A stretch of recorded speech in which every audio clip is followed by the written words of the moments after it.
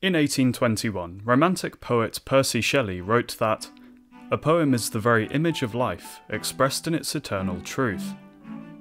In this powerful aphorism, we can glean that there is a certain exceptionality to the poetic form, as something that accesses the spirit in a pure, relatively unmediated way. The writing and reception of poetry, when compared to prose, occupies a unique space in the mind and consciousness of a poet and their audience. The musicality of verse has potential to appeal universally.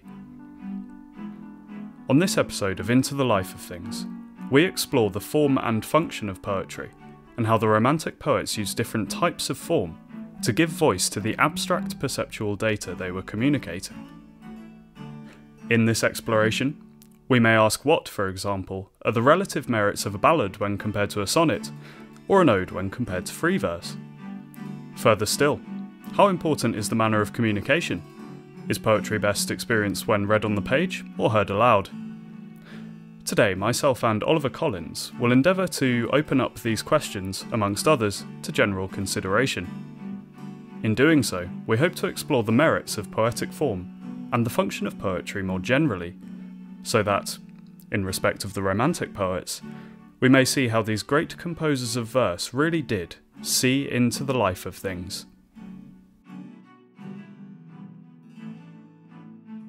Welcome to Into the Life of Things Episode 2. Your hosts Luke and Ollie here, and today we are discussing poetry's form and function. Yeah, so the fundamental question Luke and I are going to be trying to answer today is to do with the Romantic periods in particular, and why these poets are so enamoured with poetry. What is it about poetry? What's the point of writing it? What function does it serve? So to answer this, it's important to begin with a little historical context. So Plato famously bans poetry from the Republic, writing that a poet is tragic and an imitator, and therefore their corruptive and destabilising influences, appealing to the mutinous faculties of passion rather than the stability of reason. The poet lets the passions rule, although they ought to be controlled. It's for these reasons he concludes that poetry can have no place in the ideal republic, but crucially for our discussions today, he posits that poetry may be permitted to return if it can make a defence for herself in lyrical or some other metre. For Plato, poetry can only be tolerated if it can be proven that she is pleasant but also useful to states and to human life, and we will listen in kindly spirit, for if this can be proved, we shall surely be the gainers. I mean, if there is a use in poetry as well as a delight. It's this notion of a defence of poetry that has preoccupied literary figures throughout the centuries, and will be particularly central to our discussions today. It lends its name to two prominent works of English literature, by Sir Philip Sidney and Percy Shelley, which, despite being separated by 240 years, are unified by their steadfast commitment to the power and notably usefulness of poetry. Moreover, William Wordsworth's Lyrical Ballads project, outlined in his famous Preface, sets out his vision of a poetry for a modern world, characterised not by Augustan gaudiness, but by an expression of the essential passions of the heart, in the real language of men. A conception of poetry which, intriguingly, Wordsworth's writing partner Samuel Taylor Coleridge thought superficial, and not true to the spirit in which they initially began the project. It's by examining such works that we can begin to formulate an answer to the question raised at the top of the podcast. What is the point of poetry? While we will mainly be discussing the relevance of poetry for the Romantic poets, it may also be fruitful to consider such questions in later periods, such as our own. What is it about poetry that led, say, Walt Whitman in a nascent United States to find in it a faculty for expressing notions of transcendentalism, or that meant it proved a perfect framework for poets like T.S. Eliot to realise the essence of modernism? What is it about poetry that drew Sylvia Plath and Philip Larkin? Karl Marx wrote poems in his youth. Does this influence our understanding of his later writings? Why? Why is it significant that poets such as Robert Burns or Mahmoud Darwish are considered to be national poets of their respective countries or regions, and not national writers or something to that effect? Why do we have a poet laureate? And so on and so forth. Absolutely. You're absolutely right that there is something exceptional in the poetic form, in the medium, whether you are reading it, whether you're hearing it, something that just taps into the taps into the soul. It certainly seems that way. Yes, throughout history as well, as you've just astutely observed in your opening remarks there. Well, we're going to take a little poetry reading now, and then we will be back for the first segment of this podcast show.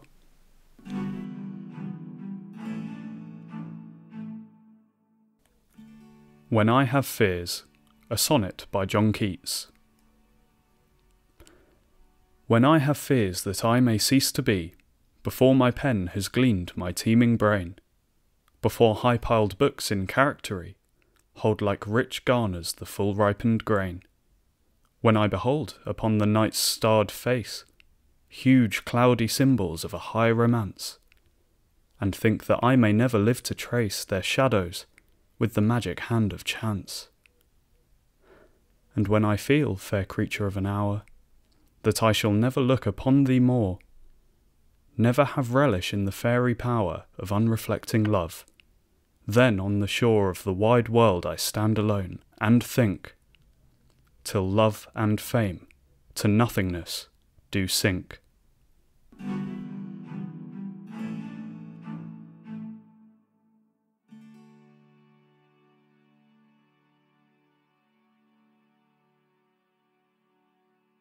So on our reading list for today, we've got two kind of key essays that are going to guide us through our discussion of form and function. So one is Sir Philip Sidney's The Defence of Poesy, which was published in 1595, so slightly, or actually majorly predates the period we're discussing, but is really good for comparison, as Ollie will guide us through. And then Percy Shelley's A Defence of Poetry, which was written in 1821, but curiously published in 1840, I believe posthumously. And also, Ollie's got a bit of Plato in the holster to bring in, so that's going to be good. So, as far as the Shelley poetry, the Shelley essay is concerned, rather, it's worth just kind of dividing up our task a little bit here, because form and function feasibly could have been episodes 2 and 3, namely what the form of poetry is, and then divisible into different forms: ballads, odes, sonnets, free verse, etc. But also the function of poetry, which is something in itself, what it serves to do for the poet and the audience, whether they be reading or listening.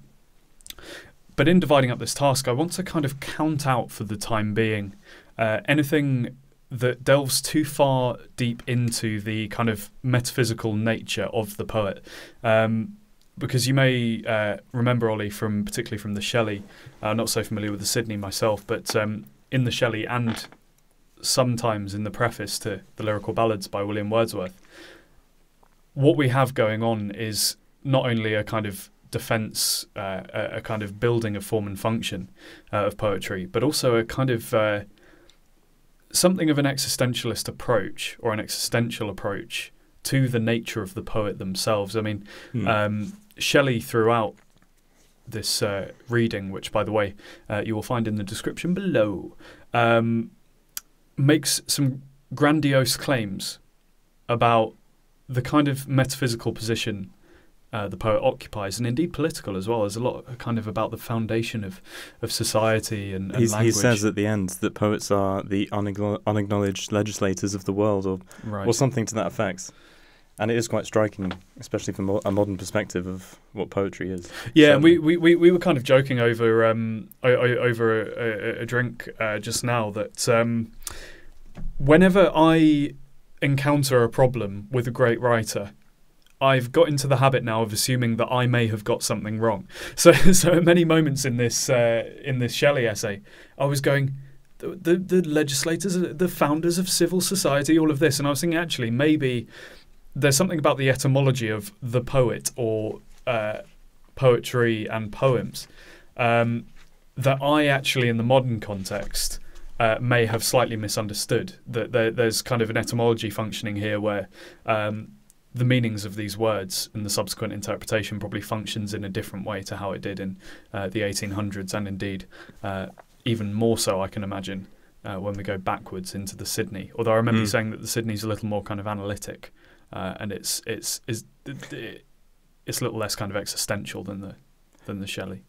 I would say definitely. I mean, Shelley is very much a writer of the Romantic period, and that's reflected in his conception of what poetry is. I think. Right. So he comes with some of the trappings of the kind of romantic semantic field, really. Yeah, I think so. Okay. I mean, it's also worth noting in about Plato.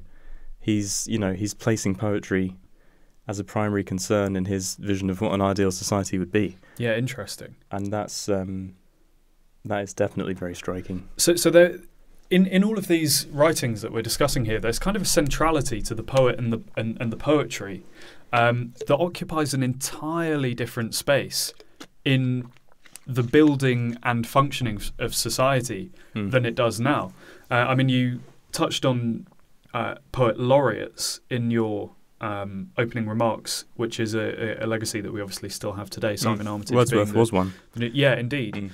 And there's obviously something significant to that, but we could not rightfully say these days, perhaps, that poets form a great deal of significance outside of the circles in which they're studied, indeed in the classroom of the school and the A-level. But obviously, part of our argument that we make on this podcast and in episode 1, concerned with romantic ontology, is actually that poetry has real clout, has real heft.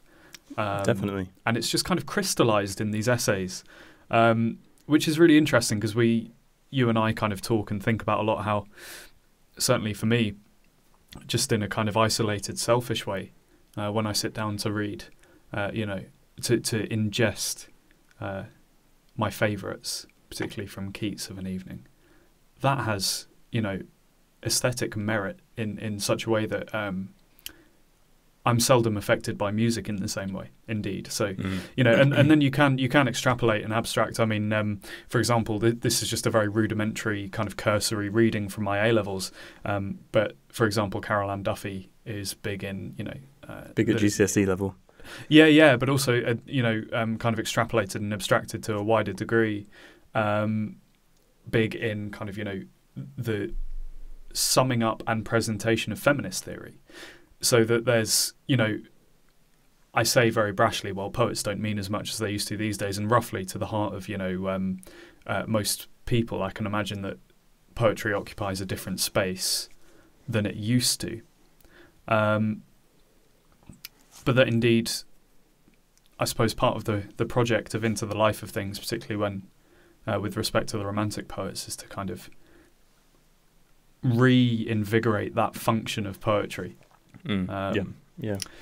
So, forgive my kind of rather long rambling there. Let's dig a little deeper into Sidney and Shelley. Ollie, if you like, you can draw some comparison, if you think that's suitable. How could we summarise for our purposes regarding form and function what's going on in these essays and what they're trying to say? Because like I started out the episode with, there's this big quote from Shelley: "A poem is the very image of life expressed in its eternal truth." And the other one I really like from Shelley as well. I pick up on pithy aphorisms. I'm running past the actually very complex philosophical theory here and just going for the pithy stuff. I love this one as well. "Poetry is a mirror which makes beautiful that which is distorted." Now, we're going to talk about the kind of philosophical implications of that a little bit later, but let's stay on track for this segment with kind of what these guys are saying. And in terms of the eras, what can you kind of draw out in terms of kind of differences?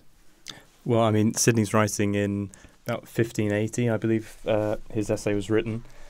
So obviously a long time before Shelley was writing, but Shelley, I think, is sort of responding to Sidney's essay. So, I mean, there's definitely very important links to be drawn. But as you say, I mean, Shelley's more concerned with the sort of interior conception of poetry, and that speaks to the age in which he wrote. Sidney, on the other hand, is sort of conceiving of poetry in much more externalized function. He compares the poet to the historian with the moral philosopher. He concludes that no other human skill can match poetry, as a craft. he says it refines man's wits. It's sort of like a rhetorical thing in the courts of the time. And he concludes that it's essentially one of the finest knowledges that man can have. I mean, these sound extremely hyperbolic. They're grandiose claims, aren't they? And that's something that Shelley has in common with Sidney. Right. But they take a different form, and the form that they take are very much microcosmic and representative of their respective literary periods, I think, and social and political periods. I mean, Sidney, for example, he calls the poet, our poet, the monarch. Obviously reflecting the Elizabethan times of monarchy being completely central and almost unquestioned. Although there were anxieties about monarchy at the time, and with the English Civil War sort of not far around the corner. But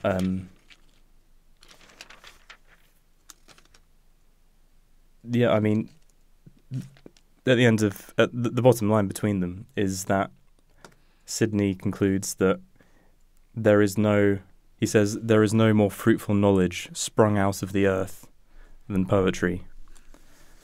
So he's essentially responding to Plato's claim that poetry should be banished and it's, corruptive and so on. And he's saying, no, it's actually really beneficial and kind of good in social terms. And Shelley takes that one step further and says it's good in itself, in interior terms.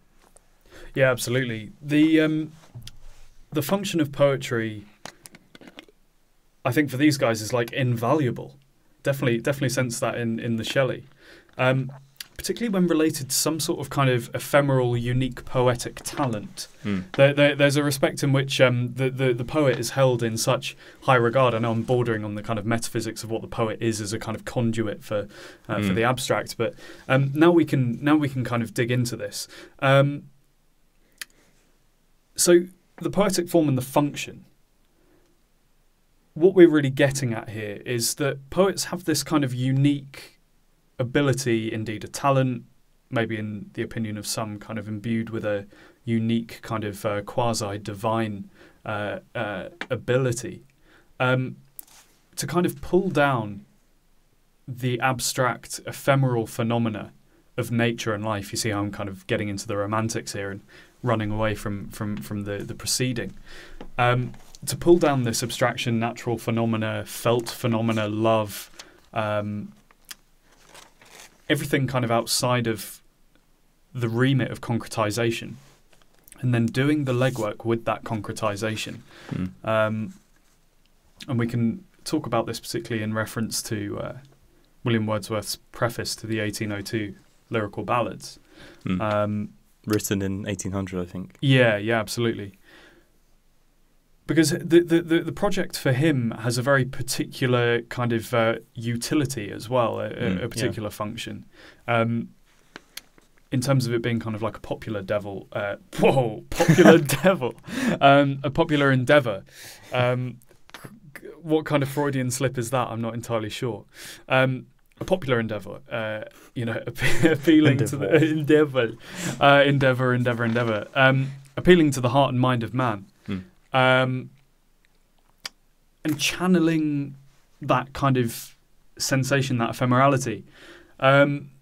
He says how the poetic form, quote, might be of some use to ascertain how far, by fitting to metrical arrangement, a selection of the real language of men in a state of vivid sensation. So there's a sense in which that which is incommunicable is rendered communicable by means of poetry, because it has a very kind of pure, aesthetic, sharp kind of stab. I hope you understand what I'm trying to get at here. Like music effect, when you get tingles when you listen to that chorus in the pop song, and what's happened in the pop song is that melody has just kind of tickled the consciousness in a way that you're not necessarily reasoning to apprehend it. Would you please feel free to kind of elaborate? Yeah, I mean it's sort of the means by which something is reached that cannot be reached with any other means. And I think that's something that Wordsworth has in common with Shelley. It's a very concise way of putting what I just put in like 1,000 more words than yeah, absolutely. That particularly for me in the ballad form, actually, and now we can kind of get into the divisions between the kind of forms. That the ballad form, for me, which appears many times in lyrical ballads, which I'll give a reading of after this segment. 4 lines to a stanza, the kind of A-B rhyme scheme structure. I mean, I'm just going to pick out something random here. The one I particularly like, if I can flick to it quickly enough, is lines written in early spring by Wordsworth. It's also worth pointing out that in Sidney's essay, he writes that the final end of poetry is to lead and draw us to as high a perfection as our degenerate souls, made worse by their claying lodgings, can be capable of, which sort of foreshadows the preoccupations of the Romantic poets, I think, in quite a striking way. In what way in relation to the to the soul?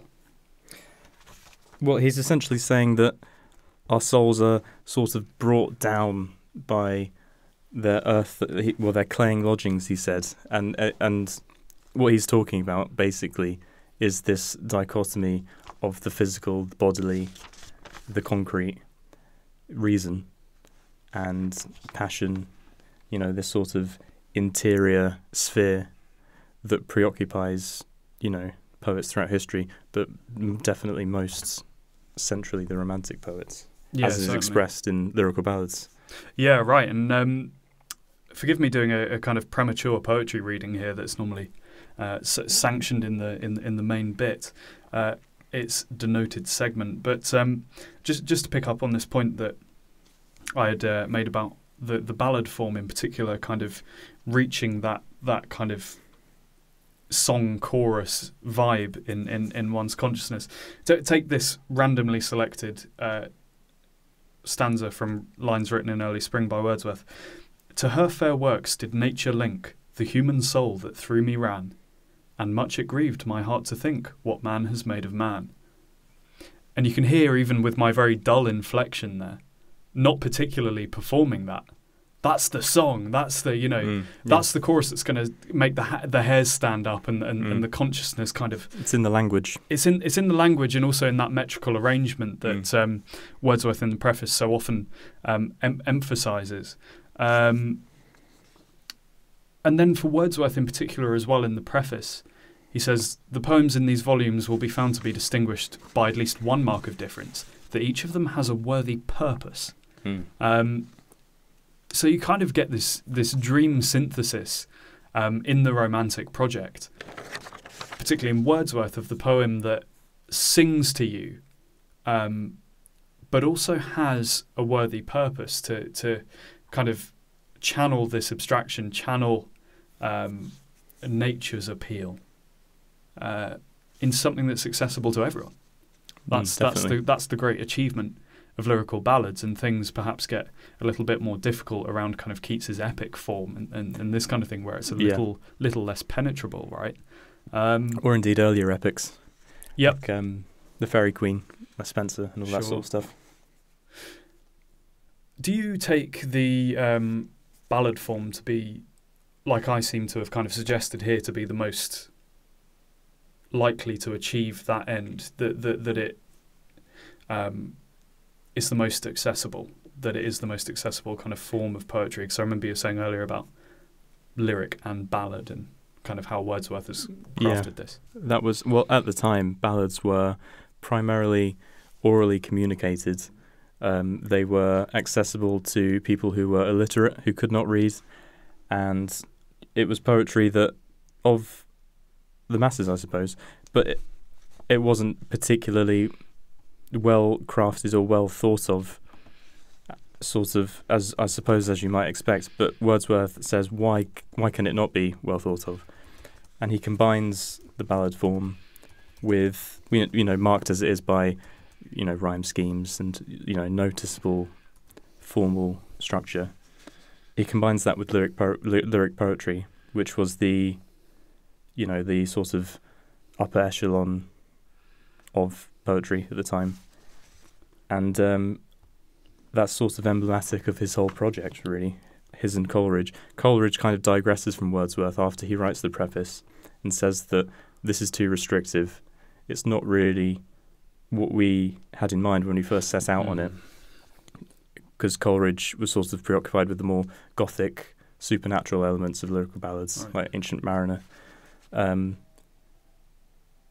But form is definitely at the heart of what they were trying to do, and it's sort of a simplified way of representing and understanding their project, I think. Oh, absolutely. And with that, we career straight in to a poetry reading that will exemplify some of the concepts that we've just been discussing here. See you shortly. Lines written in early spring by William Wordsworth.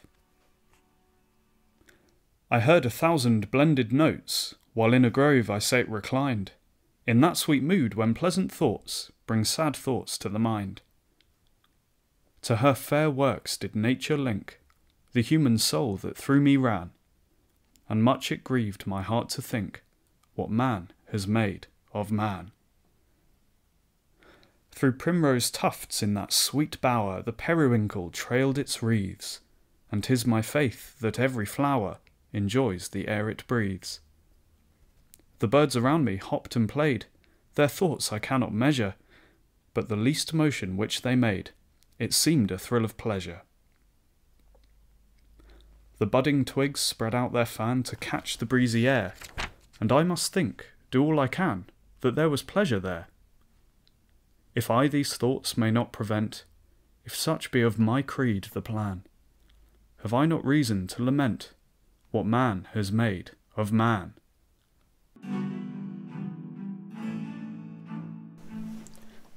So we've spoken a little bit, Ollie, about this kind of pulling down of the abstract, the organisation and channeling into a form which appeals at the point of access, much like a pop song would, classical music, a kind of sensational, sensual approach to this. Like a synthesis. Yeah, a happy synthesis, and this is kind of put well by Shelley, albeit in a slightly more kind of philosophical / complex way. And just to round off this segment, I'll just give you a blast of this quote by Shelley, and then we're going to talk a little bit more about the specific forms, which is all good. So here's the quote from Shelley. So he says, "The functions of the poetical faculty are twofold. By one, it creates new materials of knowledge and power and pleasure. By the other, it engenders in the mind a desire to reproduce and arrange them according to a certain rhythm and order, which may be called the beautiful and the good. The cultivation of poetry is never more to be desired than at periods when, from an excess of the selfish and calculating principle, the accumulation of the materials of external life exceed the quantity of the power of assimilating them to the internal laws of human nature. The body has then become too unwieldy for that which animates it." So it's just a very interesting idea that something that's now appealed to the kind of Nietzschean characteristic that, you know, I've kind of picked up on since the start of the year, is this idea that man may kind of like reason himself into a state of blandness, and actually there is something about the poetic form as described by Shelley here that may reawaken something. I'm particularly taken with this notion just now of the accumulation of the materials of external life exceeding the quantity of the power of assimilating them into the eternal laws of human nature. There's something about kind of bringing nature back up to the perceptual level, saying here it is, presenting it in such a way that may be unique to poetry when compared to prose, but we'll touch on a bit of that distinction later. Sorry, did you have a comment there before we go on? Or? No, it sort of reminds me of a passage in Saussure's course of general linguistics. Love Saussure. That he just he talks about language as a way of organising thoughts, and without language, thought is a sort of vague, uncharted nebula. And that's I think that's echoed in Shelley's writings. So good, man. How good is that notion? Because they're shapeless forms, these abstractions that we're talking about. that they literally, they don't conform to language. They're ephemeral. They're felt.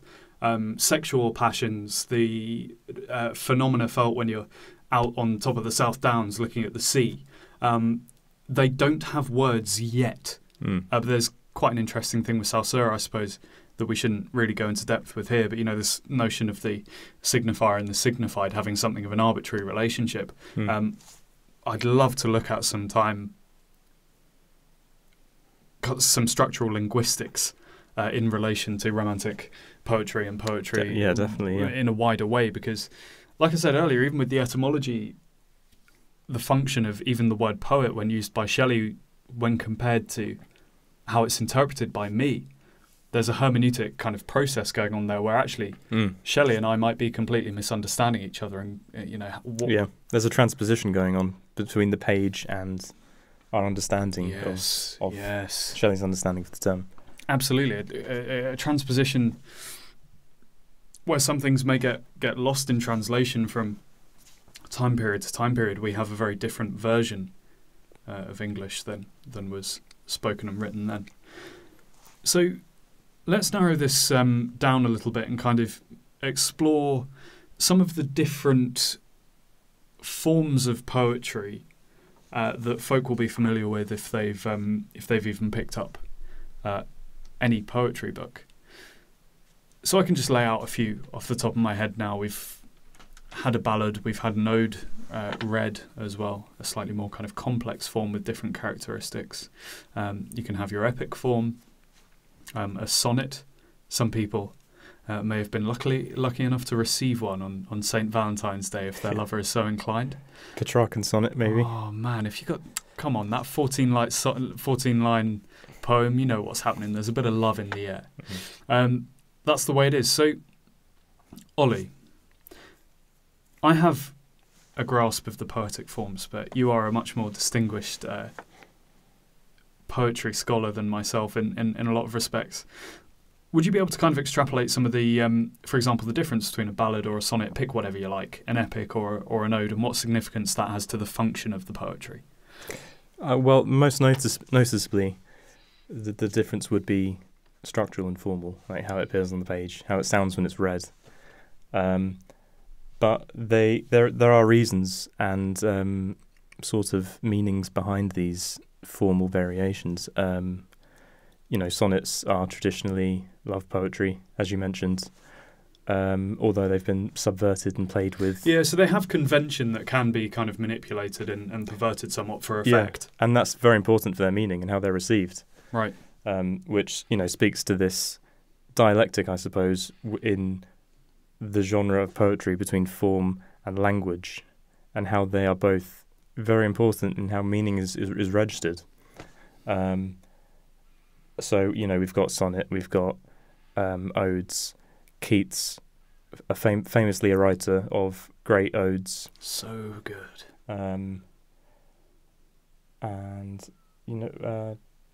Lyric and ballads, as I mentioned earlier. Yeah, right. So we were saying at one point that there's something to the epic form. For example, Keats's Endymion, Hyperion, Lamia, indeed, that actually may be less accessible than the sonnet or the ballad. That you've got very long poems, books worth of books worths of poems, which would necessarily have a very different function to the ballad, where I could take this lyrical ballads down, to the pub right now and sing from it on top of the bar. And granted, I'd probably get beaten up or glassed or thrown out or something like this, but that's how it might have been done in the olden days. Whereas if you didn't want to do that, you certainly wouldn't want to take Endymion down and start reciting in the pub, right? So this is really interesting because, again, I'm reaching at a concept here which is far beyond our means today, but will be coming up in due course, folks. I'm very interested in the concept of the death of the author as theorised by Bart. Right. Bart. And so to pull that in more precisely, we got to think about the intentionality of the poet, right? And how much does that actually matter in real terms? Because I think Wordsworth would probably say in here, the lyrical ballads in the preface, that it absolutely does, that the poet is writing for. I mean, I could pull up numerous quotes that those 15 pages are just peppered with this stuff. Yeah, for sure. Where he's saying, this is poetry for language as it is ordinarily spoken, for the mind and the heart of man, appealing to those vivid sensations. The intentionality there is key.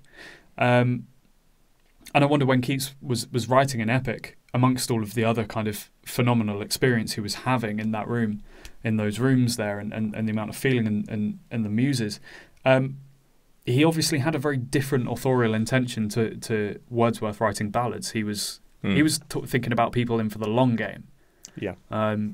Which is very interesting. So that even between the forms, would you agree and want to elaborate on at all that even between the variances in the forms, they have different functions and necessarily different authorial intentions backing them up? Certainly, yeah. I mean, Coleridge sort of echoes Wordsworth's sentiments in his Biographia Literaria, writing that nothing can permanently please which does not contain in itself the reason why it is so, and not otherwise. So he's really interested in the harmony of formal elements and linguistic elements, and for him that's what sustains a poem. That's its sort of central characteristic. And yeah, so he's sort of echoing Wordsworth there. And Sidney, writing earlier, sort of says a similar thing. Although he kind of emphasises the linguistic element and the sort of intentionality of it. He says that it's not rhyming and versing that maketh a poet, but it is that feigning notable image of virtues, vices, or what else. So he's kind of saying it's like the imagery and like the language part of it, but there is this intentionality that and this question of intentionality. Yeah, right. That pervades poetry. So I've got an interesting quote from the Shelley here, which says a lot about utility and authorial intention. Here's the quote. The production and assurance of pleasure in the highest sense is true utility. Those who produce and preserve this pleasure are poets or poetical philosophers. Now, this is really interesting because he's basically saying the essential characteristic of a poet or a poetical philosopher, taking those to be synonymous in this context, is the production and assurance of pleasure in the highest sense, and how that is the true utility. So this is quite interesting. So we don't really, according to that logic just taken in that little bit of Shelley's essay, you don't need anything outside of that for someone to be a poet. Now, I think this might scratch the itch of some of my kind of qualms about the metaphysical nature of a poet. What defines a poet? What defines a poem? What defines the function of a poem? It seems that this kind of awakening of the senses and pleasures, bringing one back to nature, perhaps rediscovering the kind of animal instincts that may have been suppressed to some degree by society or reason, are then rendered in a poem, brought to life. And I just want to draw on once more that there's a centrality to the form, which I think can't help but influence that, even if we do kill the author. So kill the author and the ballad and the sonnet have a very different utility and a purpose and a function. As does the formal elements would be retained, though, even if you sort of sever that authorial intention. There is the formal elements are intact. Yeah, right. And I think that's important. I think they're sort of contained within the finished products of the poem, as it were. So we're going to take another little poetry reading, and we're going to pick up on that point because that's such a great observation, and that's prompted me to touch on something vital in the next segment, which is rules and convention of these forms. So we've done a little bit of dividing between the forms, but just the nature of rules and convention in poetry generally, and what we can talk about in relation to that kind of abstract organisation into the concrete form. Well, we'll have another little reading. I hope you enjoy that, and we'll be back with you shortly. Stanza 2 from Ode on a Grecian Urn by John Keats. Heard melodies are sweet, but those unheard are sweeter. Therefore, ye soft pipes, play on, not to the sensual ear, but more endeared, pipe to the spirit, ditties of no tone. Fair youth beneath the trees, thou canst not leave thy song, nor ever can those trees be bare, bold lover, never, never canst thou kiss, though winning near the goal. Yet, do not grieve, she cannot fade, though thou hast not thy bliss, for ever wilt thou love, and she be fair.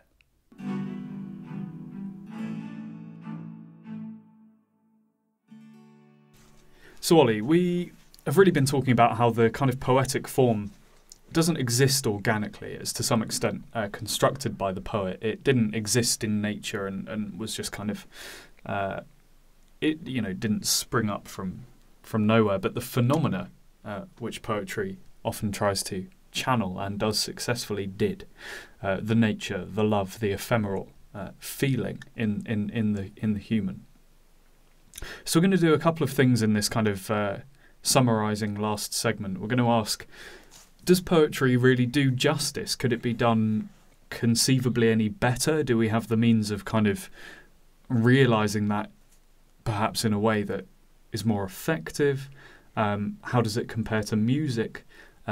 Will perhaps be necessary. What's kind of poetry's raison d'être, the reason to exist for poetry? Does it achieve its mission of kind of organising these phenomena and presenting them in a way that is real and effective and appeals to the average person and the scholar? Does it kind of transcend those boundaries? And then we're going to talk a little bit, although this is another gargantuan task, perhaps too gargantuan for our means today. But we're going to talk a little bit about poetry versus prose and what some of the authors we've been talking about say on this matter. Wordsworth is, in fact, quite categorical, as we'll find out in due course. But Ollie, sorry, I'll revert to the previous question. So we know that the poetic form didn't exist organically, but poets kind of came along and organised it and presented it. What are your comments on this? Well, I mean, it really goes back to our central question that was raised at the top of the podcast. Like, what's the point of poetry? Why is this thing of such fascination for these literary figures throughout history? Yeah, why particularly poetry? Yeah. Why particularly would that be the kind of chosen organising medium? What's the function of that? And I should also say that we're just positing a question here, not attempting to reach a definitive answer. I mean, when you compare it to prose, I mean, poetry can seem like a form of restriction. I mean, it's more regulated, it's more regimented. There's more obvious conventions. So why would you choose to express what you have to express within such tightly defined parameters? So Coleridge has something to say about these sorts of questions in the Biographia Literaria. He's considering what is poetry, and he comes to the conclusion that it's basically the same question as what is a poem, and the answer to the one question is implicated in the solution of the other. It's a distinction resulting from the poetic genius, he calls it, itself, which sustains and modifies the images, thoughts, and emotions of the poet's own mind. A poet, or the ideal poet, brings the whole soul of man into activity, with the subordination of its faculties to each other, according to their relative worth and dignity. So he's emphasising this idea of harmony and sort of organisation of the poet's chosen sentiment that they wish to impart.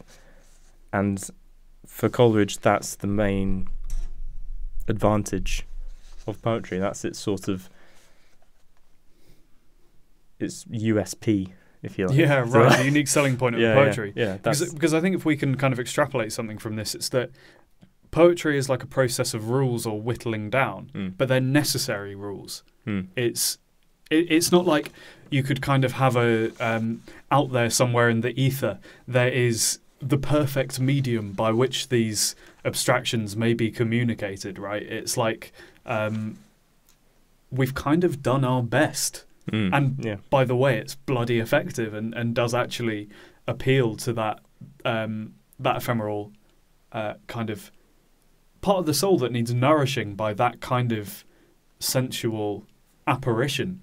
It needs that kind of something to appeal to it in that way. And I'm not sure if you'd agree that poetry perhaps is a set of necessary rules, and they're good rules. Certainly, yeah. I mean, they're sort of their purpose and their appropriateness is proved in the form that they assume, if you like, and how effective that is. When you read a poem or you hear a poem and you're moved by it, or it sticks in your head for whatever reason, that's sort of proof of the purpose or of the restrictions that were imposed on it.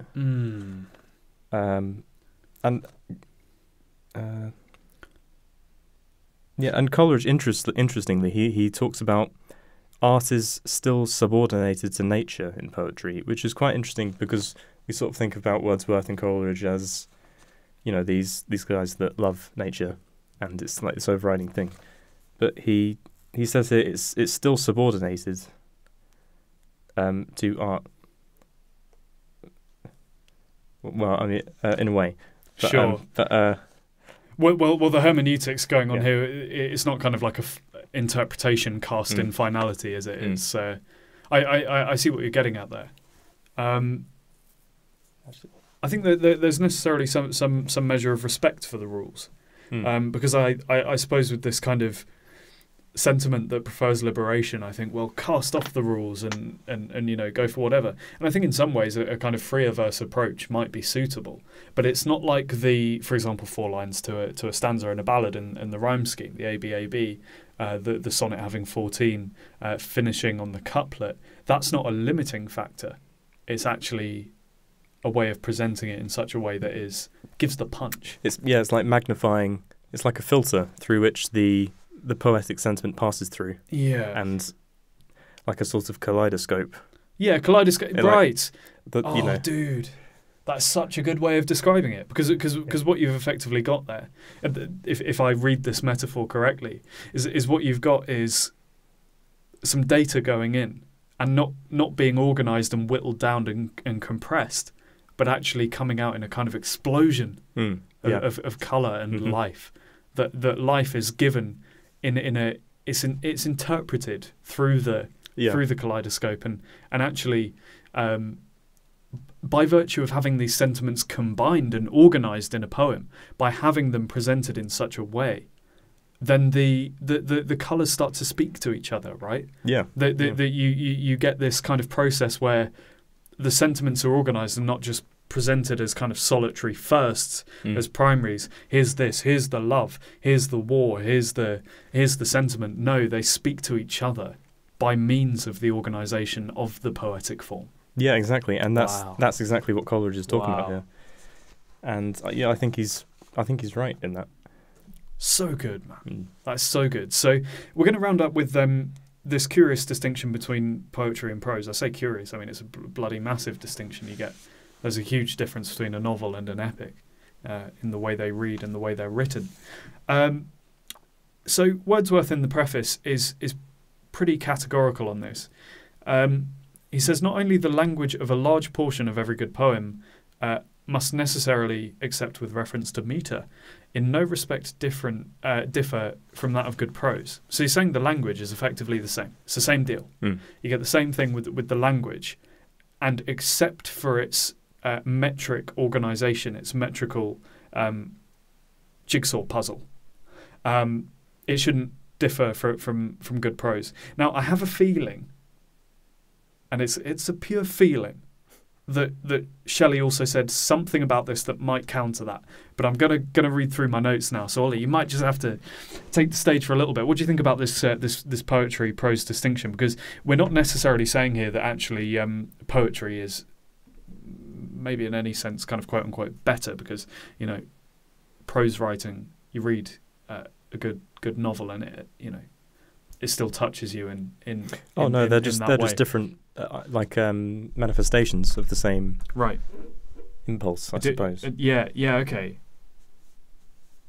Yeah, no, I see exactly what you mean. I'm going to do a Control and F on prose for the Shelley thing. Oh, it's classic. Mate, this is a classic. Yeah. Hey, if you're a student out here, and obviously you know about this, it's the most obvious shortcut, but if you're a student, you're listening to this, check out the Control on F on anything, and it's going to cure your problems today.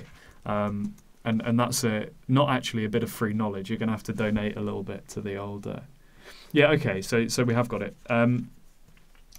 So Shelley's saying here, it is necessary, however, to make the circle still narrower and to determine the distinction between measured and unmeasured language, for the popular division into prose and verse is inadmissible in accurate philosophy.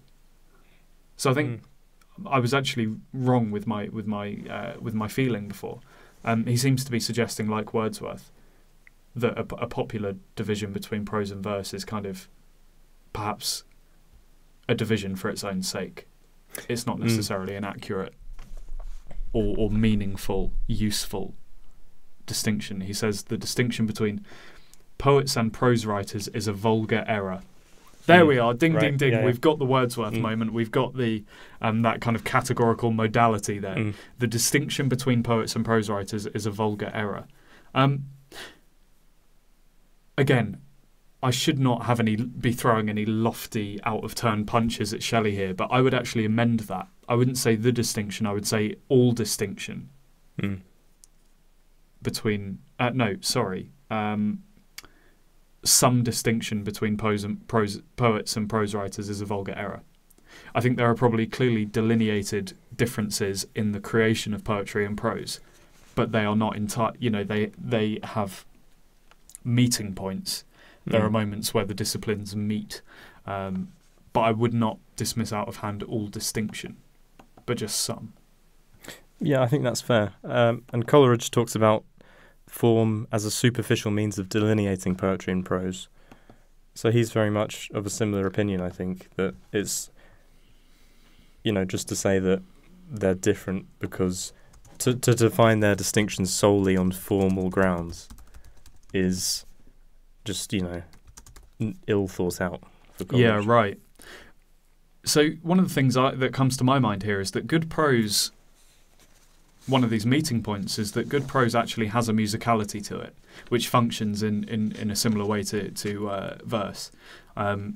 This is very narrow and just from my own reading and the particular direction I'm in at the moment. But my reading of Thus Spoke Zarathustra by Nietzsche is arguably in some places versified prose. It's kind of a poetical approach to prose writing, and then indeed diverts into poetry proper in it later in the book. So we could reasonably say that some distinction is good, but not all. You don't want to dismiss. You don't necessarily want to hold one up above the other, I guess. No. But equally in the same vein, there's something about a ballad that you can blast out at the pub in the 1800s, not in 2019. Don't be going down to the horse and hare or whatever. It's a disclaimer. Yeah, right. We're trying not to get sued out here on Into the Life of Things, and we're definitely saying, if you want to blast some poetry, hey, come to our pub. Come to our pub. We're going to be chilling. Come to whatever bar close to Sussex University, and we can recite poetry together. But go down to the horse and hare in the village, and you might, as we say, get a little bit of a slap on the arse.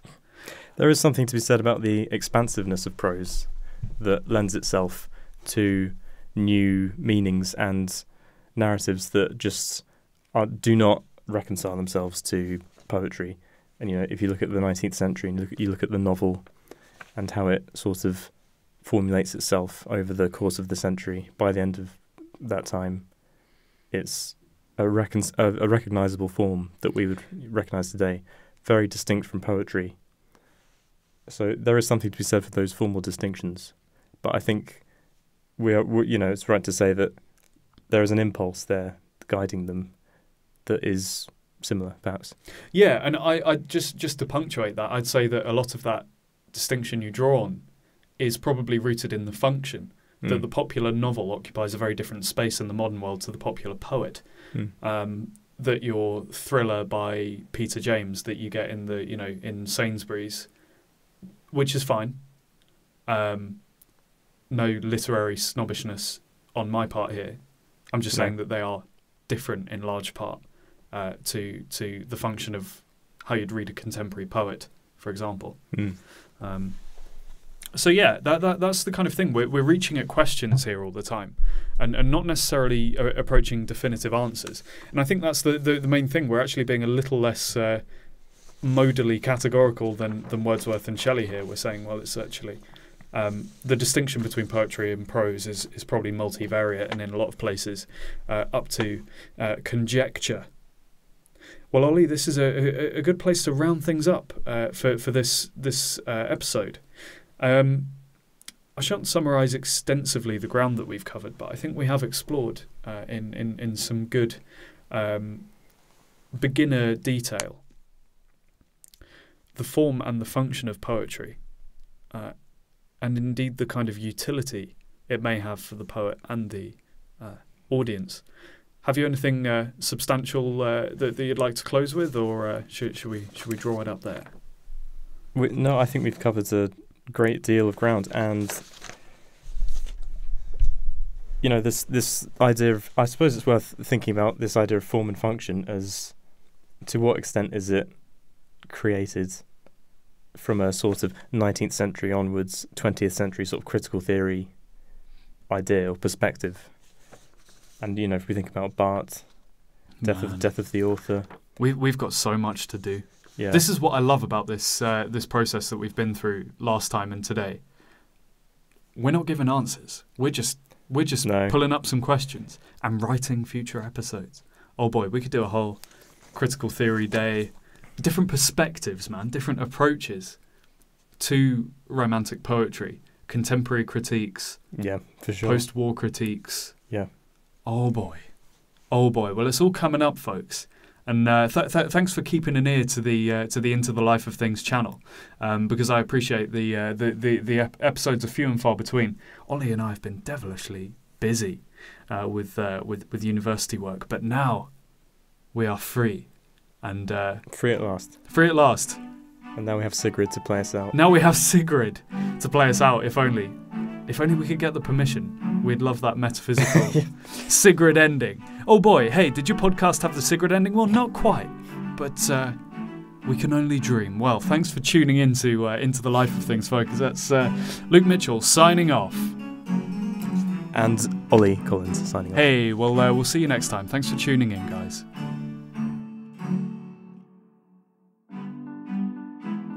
Thank you for tuning into the Life of Things, episode number 2. This podcast was produced and edited by myself, Luke Mitchell. And as always, with thanks to Johnny Easton for the wonderful music. For references and links to the essay material used in today's episode, please check the description below this video. Thanks again for listening.